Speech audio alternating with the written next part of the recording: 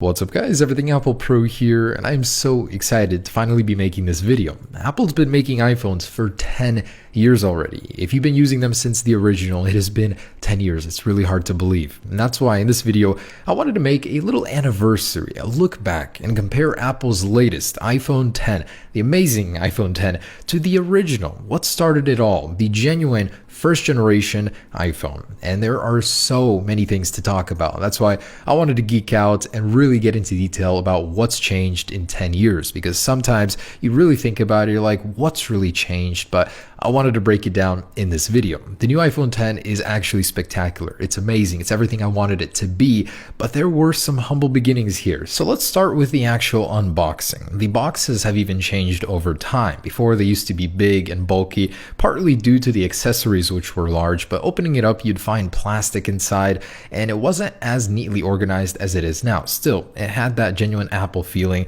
and hey, I even have the original stickers here with my packaging. These are getting harder and harder to find, so if you have old iPhone packaging, definitely don't be throwing it away. But nowadays, you're not going to find this kind of plastic inside. Apple's all about composting, all paper material, stuff like that. And by the way, this iPhone on iOS 1.1.1 actually matches the cover. It's not often it does.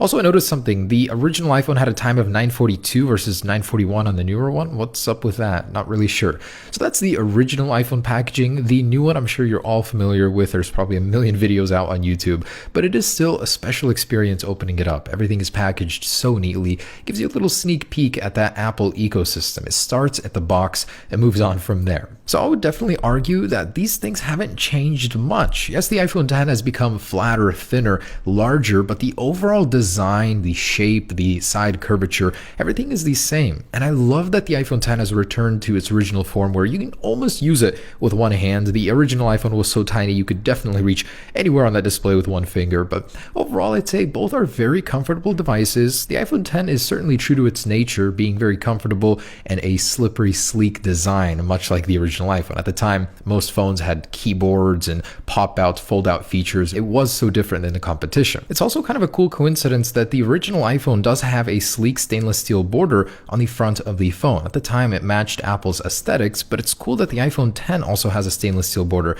as well. Now, the build and durability of the first iPhone was legendary. It was built like a tank, one of Apple's sturdiest and thickest designs for the iPhone. Ever since this, they've been getting thinner and thinner, so it did hold up very well. It's also quite a coincidence that the new one, to me personally, was almost indestructible. I couldn't destroy it no matter what I tried. I dropped it from many different scenarios, doing many different things, and it held up amazingly, just like the iPhone did in my tests. So I thought that was pretty cool. Stays true to its form in terms of durability as well. It's quite amazing how similar the new iPhone is in sort of a throwback way to the original. So actually getting into using these things, you would unlock the original with a slide to unlock. Now that's returned with the iPhone X with a slide up. If you don't have a passcode, you just slide up and it jumps right in, but with Face ID, there's one extra step involved. You do have to wait for your face to authenticate. So I thought that was a neat little touch. Apple returned that.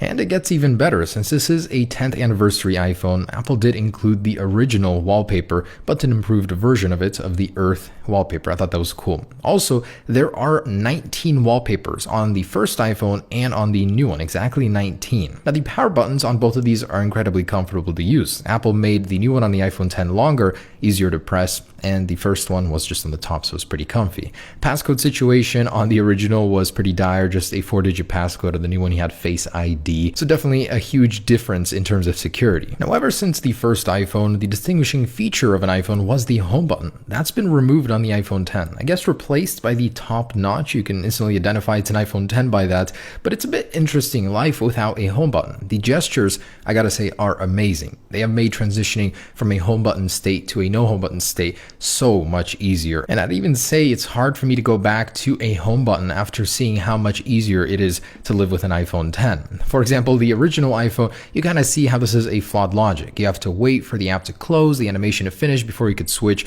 While on the iPhone X, you can instantly switch between applications without having to wait at all. It's instant gratification in the flesh. I'd definitely say that the gestures make the iPhone X what it is. Without it, it definitely wouldn't be as enjoyable to use. So I'd also like to mention the displays. How could I not? This is the biggest, the most drastic difference between the two. Where there used to be bezel, a bottom bar, there is nothing now, just pure screen, organic LED goodiness. The difference between the TFT LCD display on the iPhone versus the organic LED wraparound display is mind-boggling. The size of it, the scope of it, it's edge to edge, the color, the clarity, the viewing angles, the resolution bump, the sharpness, it is insane how different it is. Also, the display seems to sit on top of the glass. It's not below it, sunken inside of it. The iPhone had many layers in between the actual panel and the top layer. Also, if you look at it from an angle, it's like you can't even see your display anymore. I guess sort of a privacy security feature on the original iPhone, but on the iPhone X, one of the advantages of the organic LED display panel is the viewing angles. As you can see, it's a world of difference here. Also, the color clarity, deeper, richer colors, as well as blacks. The blacks are just pure black. They blend in with the bezels seamlessly, which is awesome. There's so much difference here just in the displays. Can you imagine the first iPhone had one of the most revolutionary smartphone displays when it went onto market, and now you can fit it into the corner of the iPhone X just like that. Reversed, the iPhone X, it shows up super big on the original iPhone's 320 by 480 display. In fact, you can fit the first iPhone's display about 15 times into the iPhone X's display. That's 1125 by 2436 pixels. Amazing. As far as software goes, 10 years makes a huge difference. The original iPhone is now on iOS 3.1.3, but it did originally ship with iPhone OS 1.0, devoid of any features, devoid of anything like swiping back, moving apps, copy paste, stuff like that.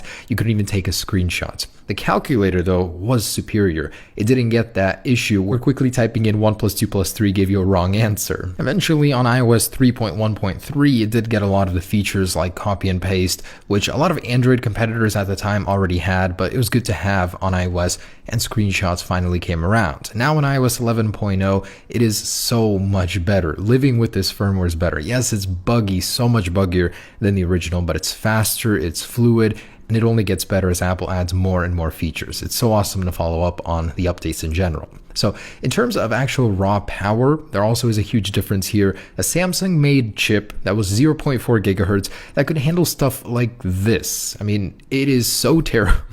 It is laughable, but at the time it was legendary to be able to use your accelerometer to play games. It was awesome, I gotta say. And this actually died on me, literally just died on me while playing. The iPhone X, we are spoiled, and if you guys have never had the original iPhones, you will never know where we came from. I mean, playing this kind of stuff, console quality games on your iPhone is pretty incredible. It is a little annoying on the iPhone X with the top notch. You do get used to it, but still it's pretty cool to get that immersive full screen experience. Playing games like that is so cool. I've never experienced something like this on a smartphone. Even the Galaxy doesn't do it this well because it's not really edge to edge like the iPhone X is, so I thought that was pretty cool. Gaming is a world of difference between the two. So getting into the more basic stuff like power and charging, the original iPhone was charged with a cable that wasn't even reversible. You had to put it in the right way, otherwise it wouldn't go in or it felt like it was breaking.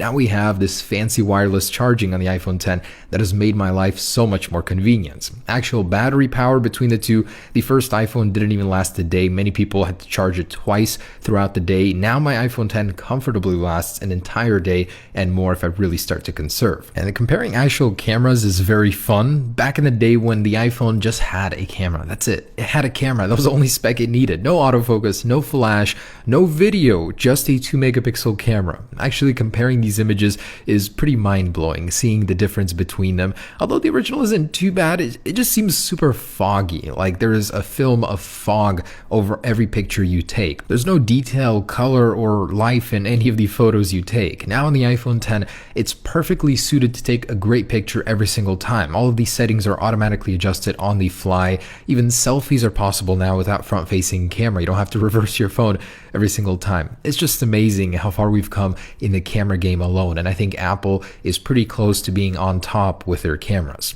Convenient stuff like Bluetooth headphones with the AirPods was a world we didn't really get to experience, or not me, I never had the original iPhone, but people back then. The closest thing to AirPods I'd have to say is the iPhone Bluetooth headset. It was actually pretty sophisticated, I'd say, at the time for what it was. You had to charge each one manually, but then again, you only had one. If you really wanted that AirPods experience, I wonder if this would work, but pairing it up with two and then trying to hack it and sync it somehow to play music, I wonder if that would work at all. I just thought that was interesting. But these share a striking resemblance to the AirPods. So there it is, guys, my comparison of Apple's first iPhone to Apple's newest iPhone. The difference is incredible. Just being able to sit here and overview both of these, compare them, was pretty awesome. And I hope you guys enjoyed it with me. It has been an amazing 10 years. This is what the culmination of 10 years has brought us. Can you imagine another 10 years from now? Will we even have phones? What'll it be then? I'm so excited, and I hope I'm here 10 years from now to share that journey with you. But thanks for watching, guys. It has been a pretty sobering experience to see this 10-year change. Hope you guys enjoyed it. Peace.